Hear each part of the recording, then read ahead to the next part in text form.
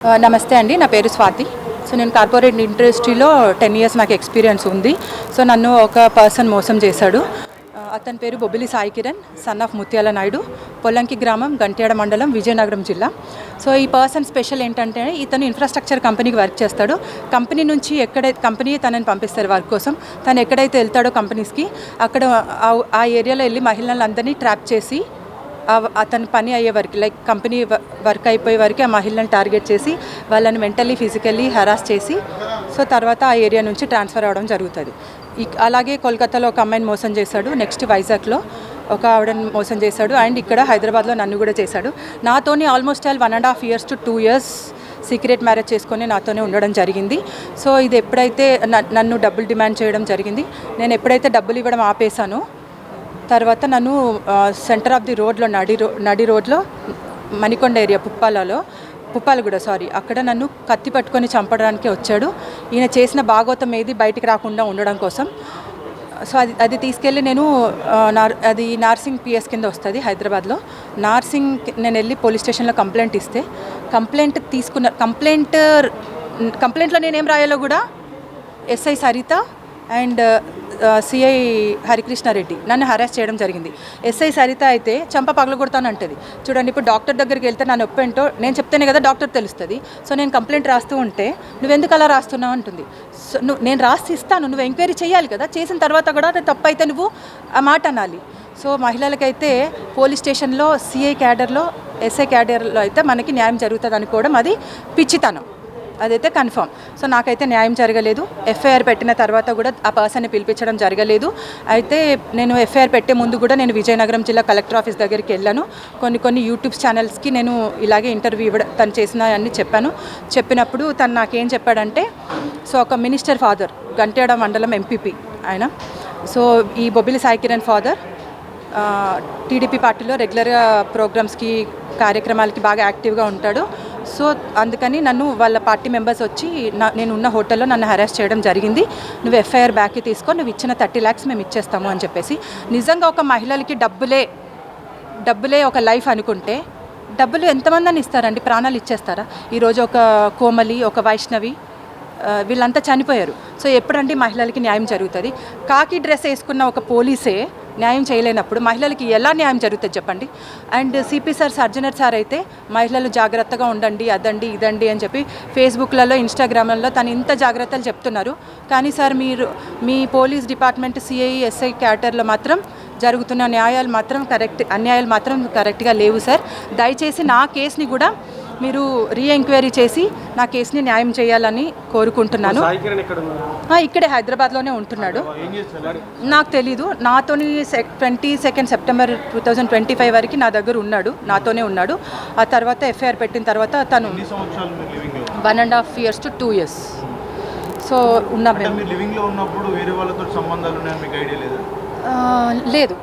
లేదు, అది తనకి ఎప్పుడైతే నాకు తెలియనంత వరకు సీక్రెట్గా మెయింటైన్ చేస్తాడు. జనరల్గా నేను ఫోన్ టచ్ చేయను, నా పనిలో నేను బిజీగా ఉంటాను. ఎప్పుడైతే ఫోన్ టచ్ చేయడం జరిగిందో 19th రోజు నేను ఫోన్ అనుకోకుండా టచ్ చేసా. జీపే ట్రాన్సాక్షన్ చూసినప్పుడు వేరే అమ్మాయికి రెగ్యులర్గా మనీ ట్రాన్సాక్షన్ అనేది జరుగుతుంది. నిజంగా ఏం సంబంధం లేకపోతే ఎందుకు లేదు, అలాంటిది ఏం లేదు, నువ్వు ఏమైనా చేసుకో అనాలి కదా.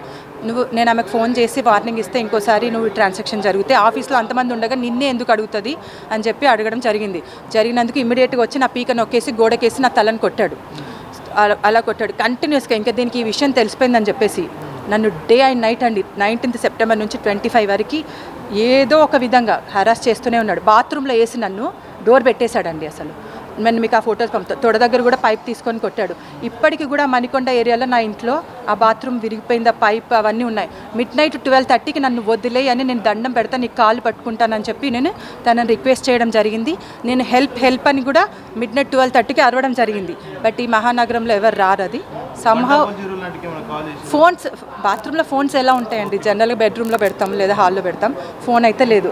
సో నన్ను చాలా కొట్టి తిట్టడం అన్నీ జరిగింది. సో ఎవ్రీ డే ఈ 19th నుంచి సెప్టెంబర్ 22 వరకు నేను 100కి కాల్ చేస్తాను. నన్ను ఏదో ఒక విధంగా బెదిరిస్తాడనమాట. నువ్వు చెప్పావో నేను ఇలా చేస్తాను అలా చేస్తానని చెప్పి. అండ్ వాళ్ళ ఫ్రెండ్ గరుకు లోకేష్ కుమార్, వైజాగ్ అతను, గాజువాక అతను కూడా ఇక్కడే ఉంటాడు. సో వీళ్ళంతా ఒకే ఊరు, వైజాగ్ అతను. సో నీకు ఏ ప్రాబ్లం ఉన్నా నేను ఉంటాను, నీ వెనకాల నిన్ను సేవ్ చేస్తాను అని చెప్పేసి తను ఎప్పుడు రెగ్యులర్గా అంటూ ఉంటాడు. అదేవిధంగా మేము గొడవ పెట్టుకున్నప్పుడు కూడా వచ్చి అతను సేవ్ చేయడం జరిగింది. సో సేవ్ చేస్తావు కరెక్టే, అతన్ని సేవ్ చేస్తావు కరెక్టే, మాలాంటి మహిళల బతుకులు ఏమవ్వాలి. అండ్ ఆ అబ్బాయి గరుగు లోకేష్ కుమార్ కూడా సేమ్ ప్యాటర్న్, అతను కూడా పెళ్ళైన ఉమెన్స్ని టార్గెట్ చేయాలి, అతను వాళ్ళ దగ్గర నుంచి డబ్బులు తీసుకోవాలి, ఫిజికల్గా వాడుకోవాలి. సో ఇంత జరుగుతుంది. ఈ సెట్ 3 మెంబర్స్, ముక్క శివ కూడా, అతను కూడా వైజాగ్ సుజాత నగర్. సిపి సార్, నేను ఒకటే మిమ్మల్ని రిక్వెస్ట్ చేస్తున్నా, దయచేసి ఏంటండి ఫ్రెండ్స్ నాకు తెలియదు, వాళ్ళ ఫ్రెండ్స్ని కాపాడాల్సిన అవసరం లేదేమో, బట్ బొబ్బిలి సాయి కిరణ్ మాత్రం సిఐ హరికృష్ణారెడ్డి మాత్రం బాగా కాపాడుతున్నాడు. అది వెరీ క్లియర్. కాపాడలేదు అని చెప్తే ఎందుకంటే ఎఫ్ఐఆర్ అయిన తర్వాత 48 అవర్స్లో కోర్టులో ప్రజెంట్ చేయాలి. ఇది చిన్నపిల్లలకే తెలుసు, మరి ఎందుకు చేయలేదు? 2 మంత్స్ అప్స్కాండింగ్లో పెట్టారు. 2 మంత్స్ అప్స్కాండింగ్లో కూడా బొబ్బిలి సాయి కిరణ్ ఇచ్చిన ఇన్ఫర్మేషన్ ఏంటంటే, నాకు తెలిసిన వరకు నాకు నా పేరెంట్స్తో కూడా ఆస్తులు గొడవ జరుగుతుంది, దీనికి ఎవరు లేరు. సో సిఐ ఎంక్వైరీ చేస్తాడు కదండి, అలాగే చెప్పి ఏమో కానీ 2 మంత్స్ నేను డిప్రెషన్లో ఉంటాం కదండి. ఇంత జరిగిన తర్వాత నేను టెంపుల్స్లో మణికొండ ఏరియా పుప్పాలగూడలో గోల్డెన్ టెంపుల్ దగ్గర రాత్రిలో నిద్రపోవడం జరిగింది, శివాలయంలో కొన్ని రోజులు నిద్రపోవడం జరిగింది స్ట్రెస్తోని. నేను ఇంత డిప్రెషన్ తీసుకొని కూడా నేను అప్పుడు కూడా పోలీస్ స్టేషన్స్కి కాల్ చేసి ఈ కేసు గురించి ఎంక్వైరీ చేస్తూనే ఉన్నాను రెగ్యులర్గా. లేదు ఇంకా దొరకలేదు, అప్స్కాండింగ్లోనే ఉన్నాడు. అప్స్కాండింగ్, ఒక సాధారణ మనిషిని అప్స్కాండింగ్లో ఉండడం అనేది ఎలా అండి? పోలీసులు నిజంగా పెద్ద పెద్ద క్రిమినల్స్నే పట్టుకుంటున్నారు, బొబ్బిలి సాయి కిరణ్ని పట్టుకోలేరా? సాధారణమైనటువంటి టీడీపీ కార్యకర్త తెలంగాణ పోలీసులను ఇన్ఫ్లుయెన్స్ చేసి అంటుంటారు. ఉంది, డెఫినెట్గా డబ్బు పవర్ అయి ఉండొచ్చు, ఇంకా వేరే పవర్ ఉండొచ్చు, ఏమైనా ఉండొచ్చు. పొలిటికల్ బ్యాక్గ్రౌండ్ ఉంది కాబట్టే కదండి నేను విజయనగరం వెళ్ళినప్పుడు. మరి విజయనగరంలో మీరు ఏమైనా కంప్లైంట్ ఇచ్చారు? అక్కడ ఏమన్నా ఇస్తే కూడా మీరు వెళ్ళి అక్కడ, నేను అక్కడ గంట్యాడ మండలం వెళ్ళి పోలీస్ స్టేషన్లో ఇవ్వడం జరిగింది.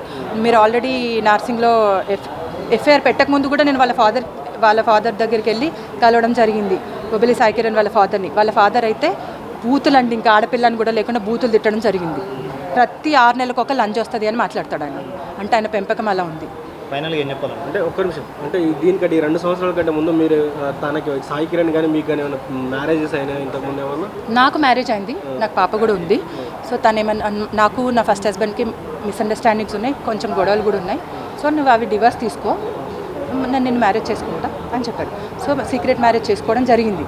డివోర్స్ చేసుకోకుండా మీరు ఇంకో మ్యారేజ్ చేసుకున్నారు? డివోర్స్ చేసుకోకుండా మ్యారేజ్ చేసుకున్నాను. తర్వాత కూడా ఏం జరిగిందంటే, మేము ముగ్గురం, నేను మా ఫస్ట్ హస్బెండ్ ఈ అబ్బాయి మ్యూచువల్ అండర్స్టాండింగ్లో అగ్రిమెంట్ చేసుకోవడం జరిగింది. Since I have a baby, నా బేబీని పెట్టి కూడా నువ్వు డబ్బులు తీసుకురా అని చెప్పి బ్లాక్మెయిల్ చేయడం జరిగింది.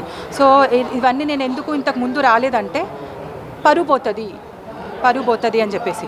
సో ఇప్పుడైనా నేను మీడియా ముందుకు నేను ఎఫ్ఐఆర్ ఇచ్చినప్పుడు పోలీస్ స్టేషన్లో నాకు ఏం న్యాయం జరిగిందండి? ఈరోజు నేను ఇంత మీడియా ముందుకు వచ్చే వారికి చేశాడు. ఒక్కటైతే వెరీ క్లియర్గా అండి, అసలు అది తలుచుకుంటే నాకైతే గుండె ఫాస్ట్గా కొట్టుకుంటుంది. నేనంటే ఇంత చదువుకున్నాను కాబట్టి తన మొబైల్ పగలగొట్టి నా డేటాను డిలీట్ చేస్తే కొంతవరకు నేను సేఫ్ గార్డ్ చేశాను. అదే వైష్ణవి లాంటి వాళ్ళు కానీ, కోమలి లాంటి వాళ్ళు కానీ, అలా ఒక సాధారణమైన అమ్మాయి, బాగా చదువుకోలేని అమ్మాయి ఎలా సేఫ్ గార్డ్ చేస్తుంది? సో నువ్వు కోర్టులో ఏం ప్రజెంట్ చేస్తావు, నువ్వు మీడియా ముందు ఏం ప్రజెంట్ చేస్తావు, పోలీసులు అడిగితే ఏమి ఇస్తావు? నీకేం ధైర్యం చూసుకొని ఒక మహిళని ఇంత దారుణంగా చేయాల్సిన అవసరం ఏంటి? అవన్నీ వదిలేస్తే ఇంత తప్పు చేసి కూడా పోలీసుల సపోర్ట్తో హ్యాపీగా ఉన్నాడు. ఎందుకు ఒక అక్యూజ్ని మీరు అరెస్ట్ చేయలేదు ఈ రోజు వరకు అనేది నా క్వశ్చన్. మరి అసలు మీ పరిచయం ఎట్లా ఏర్పడింది ఫస్ట్? అంటే తను ఎక్కడి నుంచి ఉన్నారు, మీరు సంథింగ్ డిఫరెంట్ ఏరియాస్, మీ పరిచయం ఎలా ఏర్పడింది ఫస్ట్? నేను చెన్నైలో సెటిల్డ్. సో చెన్నై దగ్గర 100 కిలోమీటర్స్ ఒక ఊర్లో తను వర్క్ కోసం వచ్చాడు. సో అక్కడ నేను తన వెనకాల పడడం జరిగింది. నేను రెగ్యులర్గా టెంపుల్కి వెళ్తాను, 1 వీక్ నన్ను ఫాలో అవ్వడం జరిగింది. సాయి కిరణ్ పెళ్లి కాలేదు. సో అందుకోసమని ఆడపిల్లల జోలికి వస్తే పోలీసు కార్డు తీస్తామని చెప్తా ఉన్నారు, ఫ్రెండ్లీ పోలీస్ అంటున్నారు. మీరు పోలీస్ స్టేషన్కి వెళ్ళి కంప్లైంట్ చేసినప్పుడు మీ మీదనే ఉసురుగా ప్రవర్తించడానికి మీరు చెప్తా ఉన్నారు. నిజమండి. ఇప్పుడు నేను ఏదైతే చెప్పానో కొంత ప్రూఫ్లు ఉన్నాయి నా దగ్గర. నేను ఎందుకు అబద్ధాలు చెప్తాను? నిజంగా న్యాయం జరిగితే ఎవరైనా అమ్మాయి ఇలా వస్తుందా? రాదు. అంటే సిపి సార్ లెవెల్లో కానీ, ఒక డీసీపీ సార్ లెవెల్లో జరుగుతాయేమో, న్యాయం జరుగుతుందేమో, బట్ సిఏ క్యాడర్లో, ఎస్ఐ క్యాడర్లో మాత్రం జరగదు. ఒక లేడీ ఉన్న ఎస్ఐ ఆవిడే చెంప పగల కొడతానంటది. ఏమండి దారుణం? నేను ఏం చేశానని నన్ను చెంప పగల కొడుతుంది? నేను కంప్లైంట్ రాయడం తప్ప, నా నొప్పిని నేను కంప్లైంట్ రాయడం తప్ప. మీ నేటివ్ ఆంధ్ర? లేదు, నేను పుట్టి పెరిగిందంతా హైదరాబాదే. సో నేను జాబ్ పర్పస్ కానీ, నా ఫస్ట్ మ్యారేజ్ కానీ చెన్నై కాబట్టి నేను అక్కడే సెటిల్ అయ్యాను. 12 years అయింది. తీసుకుంటారని అనుకుంటున్నాను. ఎందుకంటే సిపి సార్ అయితే రెగ్యులర్గా మరి మెసేజ్లు పెడుతున్నారు, అమ్మాయిలకి న్యాయం జరగడానికి కొన్ని పోస్టింగ్లు కూడా. నాకైతే సిపి సార్ లెవెల్లో అయితే న్యాయం జరుగుతుందని నేను అనుకుంటున్నా. సో సిఐ హరికృష్ణారెడ్డి మీద కూడా యాక్షన్ తీసుకుంటారని నేను అనుకుంటున్నాను.